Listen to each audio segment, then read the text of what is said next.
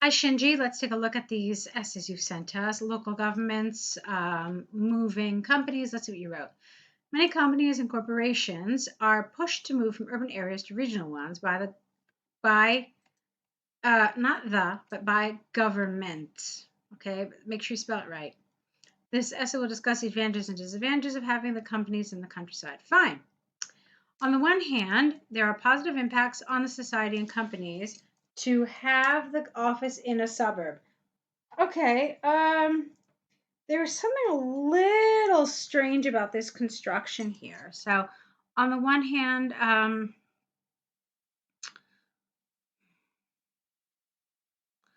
not really sure what part of it felt a little awkward. One of the things that felt a little awkward is using impact in the plural.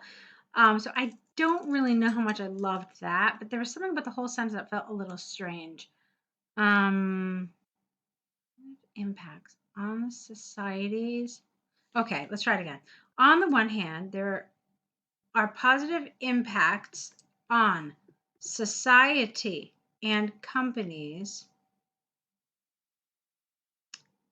I think it's this. By having the office. I don't know. There's something about this full infinitive that just feels really kind of awkward to me, although I can't really pinpoint what it is and how to fix it. All I can tell you is that I would like to see it rewritten. So if it were up to me, I probably would have rewritten it. I don't know. If I had to rewrite it completely, I would have said, on the one hand, um, moving offices to the suburb has a positive impact on society and companies. Okay, so that for me would have been a better way to do this. Firstly, heavy traffic around cities will be relieved by moving. Who's their workplace? Who's there? That's not clear. So by moving workplaces away from the areas, which areas? You see, you wrote the areas. So again, we have to make some changes here because some of this stuff that you're doing here makes it unclear. So let's try it again. Firstly, heavy traffic around cities will be relieved by moving workplaces away from urban centers because many traffic jams are caused by drivers whose companies are located in the cities. Fine. Therefore, if the traffic was improved by doing that, it would be more convenient for the residents in the area to drive for necessary purposes. Okay. Furthermore, it is also beneficial for the companies, careful with your spelling, as they are more likely to have cheaper but more spacious office in rural areas. All right, why? Explain it to us. Don't just present it and drop it. You have to actually extend this idea as well. Okay, on the other hand, it also has negative impacts on the workers and companies. Not one of them. You see, you're using some of these pronouns and they're just not clear. So what you want to do instead is, let's see. It also has negative impacts on the workers and the companies. One reason for this is, okay, that having a meeting in the company becomes more difficult due to the longer distance from the actual center of business, which is often in the city, to the headquarters in the countryside. Although online meetings, plural, have become more common nowadays, many corporations still prefer face-to-face communication for important meetings. Another point to consider is that the countryside often has fewer shops and stores compared to large cities, and it can be inconvenient for many employees. All right, can you tell me anything about that?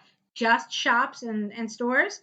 Maybe you could have talked about infrastructure in general, and maybe then you could have give us an example. You could have said, for example, there are fewer stores in the area, making them both more expensive and offering less selection, requiring people living in the regional locations to go to the city for shopping purposes. So do you see how I extended it a lot further and I made it more fully developed? All right, that's what you want to be looking to do. In conclusion, while moving companies from the metropolitan areas to the rural areas, careful with your typing, has merits, get rid of that the, such as better traffic in the cities, again, too many thes, and not the cheap cost, and lower costs for the office. There are also demerits, namely the difficulty of meetings and the less convenient life for workers living in the countryside. Okay, So I liked a lot of this, but still there were things that needed work. One of the things that needed work was grammar. All right, you could see that while a lot of your grammar was good, you still had a number of mistakes that you needed to work on in order to improve your accuracy here, okay? And as you know, accuracy is important for your grammar score. And then you had two ideas in each of these paragraphs, but I really felt like you only developed one of them. The other idea, you just kind of mentioned it and then you dropped it. And so that's not going to help you in terms of task achievement. So I want you to work on that. Make sure that your ideas are fully developed, okay? All right. So what else have you got for us? You've got the tea leaves. Great. Okay, let's see what you wrote here. The flowchart illustrates the process of how each kind of tea is made. Overall, white, green, oolong, and black tea are made from the same fresh tea leaves in different steps, while scented tea is made from the processed tea apart from white. Okay, it's a little awkward, but I understand what you're trying to say. Let's see. While scented tea is made from, how about this? All tea types except white. That would have been better. Fresh tea leaves are used to make all the tea in the chart except scented tea. Firstly, white tea requires only two steps, namely steaming and drying. Secondly, green tea often first needs withering, and the next step is pan frying, steaming, or firing, after which rolling and shaping or drying are done to finish the process. Good. Jasmine is added in the drying step for green tea. You wrote jasmine tea, but okay. It never says anything about jasmine tea. Lastly, the processes of oolong, careful with your spelling, and black tea are similar, which start with sorting and cleaning and finish with drying after fermentation. However, for oolong tea, the leaf edges are bruised after withering and the leaves are fermented, you need an E here, for a short period and then pan fried, while for black tea, rolling into strips or rolling into strips or a cutting process comes after withering, comma, depending on which black tea is made, and the leaves are fully fermented. All right, great. I like the way you did this so much. Yeah, I like that you said that they were similar. They started with this, they ended with this, but they differed here. I thought that was a really good way to do this. So I'm actually super happy with your organization here. I thought you did a great job of this.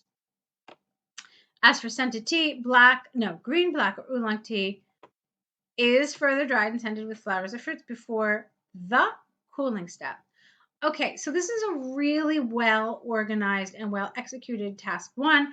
There are little things in terms of grammar, all those pesky little things like plurals and articles. So while it's a really nice task one, you are going to see your score suffer a little bit because of some of these grammatical mistakes because they're fairly consistent. I didn't see if they were in every single sentence, but I felt like I was correcting little things quite a lot. So I want you to work on that. That's going to be the weak spot here, and I want you to work on it because remember, in order to get a band 7, the majority of your sentences have to be error-free. So keep that in mind. All right, you've got another task one for us, so let's look at that. The pie charts. Why is it pie charts? Isn't there just one pie chart? I only see one. The pie chart illustrates the proportion of 7 kinds of foods. Okay, you named them good, which were consumed in 2014. Great. Overall, while the most eaten food was the main, sauces? I think you mean sources, which is spelled differently. Overall, while the most eaten food was the main sources of protein, such as meat and fish, the least popular categories were the foods which are rich in carbohydrates, S, namely rice and bread. In addition, people tended to eat only small amounts, S, of, don't judge it like this, okay? So don't talk about it being healthy food because you could argue that all the food mentioned here is healthy. So let's just rephrase it and say, in addition, people tended to eat only small amounts of vegetables and fruits. Okay, fine. It feels a little bit long for an overview. I don't know if you really needed to get into any of this regarding fruits and vegetables. You probably should have left it out. I think your overview would have been fine with just this sentence right here. Because remember, you don't want to give too much information in your overview. It's just the thing that's most obvious. So for me, this sentence would have been perfect as an overview and then just move on. In 2014, the most consumed food was meat. the proportion of which. You can't use whose because it's not a living object. I would make this the proportion of which, and it's nice grammatically too. In 2014, the most consumed food was meat, the proportion of which was about 1/3 of the total percentage, followed by fish, and the combined, careful with your typing, proportion of those that consists of accounts for over 50%. That would have been nice. Again, spelling here, and not in contrary, it's in contrast. The figure of rice and bread, which is 2.5 and 5.5 respectively. All right, could you have said something else about this? Could you have said that rice was just 1/10 of the figure of fish, for example? Okay, so you could have made a nice connection like that. So in contrast, the figure for bread was nearly 5.5, was only 5.5, and rice was just 2.5, which is 1/10 the figure of fish. So that's what I would have done here. Make connections, okay? So the food which contains no, you don't talk about vitamins and minerals. This chart mentions nothing about vitamins and minerals, so don't include it, okay? So the food, no, let's just get rid of this whole thing. So vegetables and fruits and cereals, no, vegetables, fruits, and cereals, there we go, showed similar figures. They're not numbers, they're figures because they're percentages. So you can say figures, you can say proportions, you can say percentages, but you can't say numbers. Okay, I know it's a little strange, but we never refer to percentages as numbers. So let's try it again. Vegetables, fruits, and cereals showed similar percentages. The proportion of cereals was 11.7, while the figure for vegetables and fruits was 10.5 and 10.6, respectively. Okay, I think you could have done more here. Perhaps you were worried that your word count was low. I do think you could have and should have done a little more. This was 163 words, and remember, I did ask you to take a couple of things out. I asked you to take this sentence out. I also asked you to take out this thing about vitamins and minerals. What you needed to replace this with was more connections, more comparisons of the numbers. So what you're doing a lot of here is you're just showing me the numbers and that's it. And when you're trying to get into one of those bigger band scores, you need to do a little bit more than this. So rather than just telling me this was 11.7 while the figures for this was this, you could have said the proportion of cereals was 11.7. Let's see, where is it? Right here. Okay. While the next least consumed food was 1.1% less. More specifically, what is it? Is it fruit? Okay. Its figure was almost identical to that of vegetables. So altogether, these three food types accounted for roughly 1/3 of food consumption. All right, so you see what I'm doing here? So I'm using different types of comparisons to make this feel richer. It's not just, okay, this was 10.5, this was 10.6, this was 11.7. I'm doing more with these numbers. I'm connecting them, I'm comparing them to really kind of stretch this out. Now, these do occur every now and then in IELTS, these task ones where there's very little information. They do happen from time to time. So when they do happen, you have to know how to stretch them out.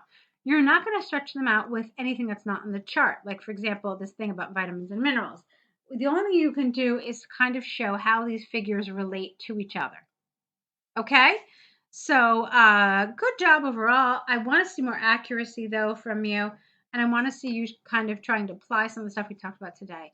I do know that it's our last set of essays. So if you would like to continue working with us, there'll be a link to more essay corrections. I hope that you'll consider it because I think that together we can help you improve even further. So I hope to see more of your work in the near future, and I want to wish you lots of luck.